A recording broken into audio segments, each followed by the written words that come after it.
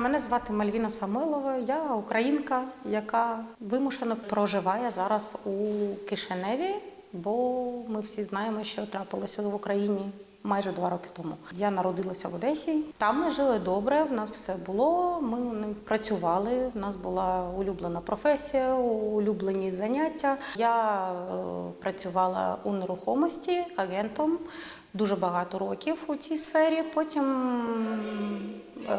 через декрет довелося поміняти роботу, і з тих пір я почала працювати з дітьми. І на даний момент я також працюю з дітьми. Війна почалася 24 лютого, а 4 березня ми вже були в Молдові із сім'єю. Ніколи не була в Молдові, оце був перший наш візит. Просто поїхали десь, де можна безпечно себе почувати і якомога ближче додому. І Молдова і стала тим містом, яке нас зараз до цих пір якось оберігає. Коли ми приїхали сюди, наше життя змінилося зовсім, і воно перевернулося з ніг на голову. Я почала шукати собі роботу за фахом, але не знаючи міста, я не могла цього зробити. Я розуміла, що моїм дітям треба навчатися, що ми повинні продовжувати жити, не дивлячись на те, що коїться у нашій країні, бо це відволікає, хоч трошки нас відволікає від того, що було на той момент. Психологічний стан був дуже тяжкий. І де і зараз він, напевно, не з легких, але віра у те, що скоро все закінчиться, вона якось трошки нас надихає.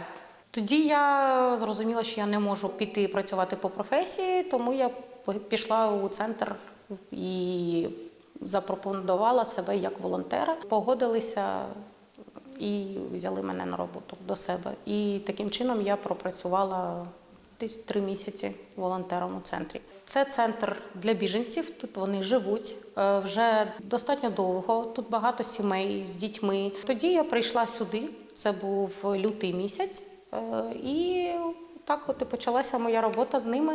Зараз ми знаходимося в онлайн-класі. Тут дітки з України займаються, у них є все необхідне обладнання. У кожного з них є свій розклад, і вони займаються тут уроками. Я їм допомагаю підключати, налаштовувати комп'ютери. Також я допомагаю їм, десь підтримую їх на уроках, якщо в них щось не виходить. І коли в них закінчуються онлайн-уроки, ми робимо з ними домашні завдання. Тут я допомагаю діткам усім, які живуть у цьому центрі, а вдома мене чекають мої діти, з якими ми також робимо домашні завдання. Але вони навчаються не онлайн, а очно тут у молдавських школах. Все? Вишня? Змія. Це можна викликати?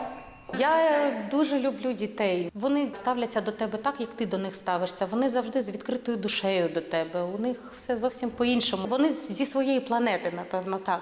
Інколи хочеться трохи тише, бо тут багато дітей, тут 20 дітей, 20-17 дітей кожен день зі мною, і вдома мої 2.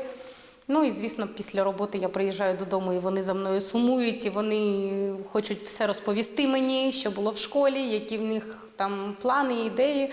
Інколи хочеться хоч 5 хвилин тиші. Ну, ця тиша скоро прийде. Коли вони виростуть, тоді тихіше буде. На сьогоднішній час я задоволена тим, що в мене є, і тими людьми, які мене оточують, і моєю роботою, і взагалі усім, що в мене на даний момент є. Для своєї країни я бажаю миру, і це, напевно, єдина мрія усіх українців, де не тільки українців. А для своєї сім'ї я навіть не знаю, жити у мирі.